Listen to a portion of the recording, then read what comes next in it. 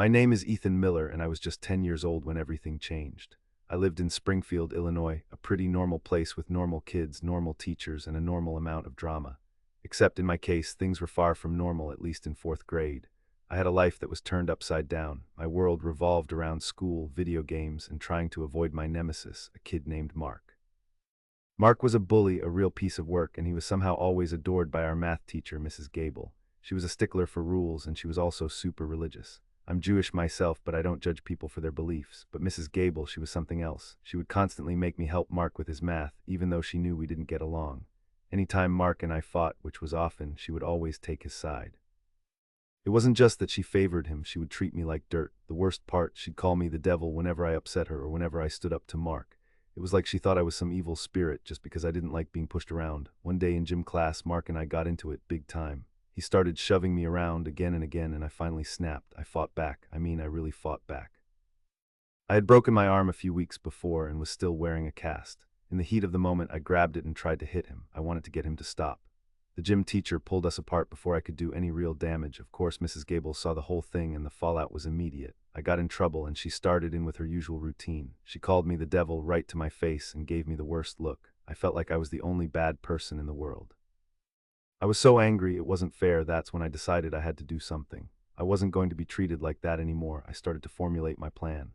Over the next couple of weeks, I researched online psychic, tarot reading, and medium services. I knew Mrs. Gable would hate all of that stuff. It was exactly the type of thing she would be against. Then, when the dust had finally settled from the gym incident, I put my plan into action. I got access to her school-issued email. I had a pretty good idea of her password, and after a couple of tries, I was in.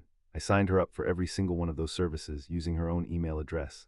I imagined the spam messages piling up, the phone calls from psychics, the whole 9 yards. The best part, I never got caught. I was so careful. I did, however, remember hearing about some new email protocols being put in place for the teachers.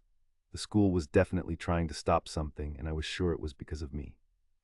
After that, I smiled as sweetly as I could at Mrs. Gable every time we interacted. I was being extra nice. I started to act like the perfect student. I laid the cheese on thick, and it made it even better. Then I started to mess with Mark. Whenever I helped him with math, I would intentionally give him the wrong answers and make sure he didn't understand the material. I watched as Mrs. Gable's nerves and Mark's grades started to spiral. It was satisfying. I had managed to shift the balance of power. It felt good to finally get some payback. I remember her getting more and more stressed, always complaining about all the emails she was getting and the problems with Mark. I would just smile and offer my help even though I knew she didn't want it. She was always so angry and it was all my fault. I learned that sometimes the best revenge is the one you don't have to explain.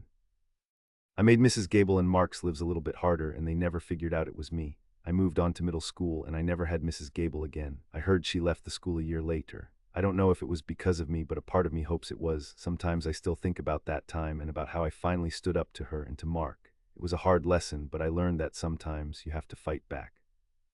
And sometimes a little bit of devilishness is exactly what's needed.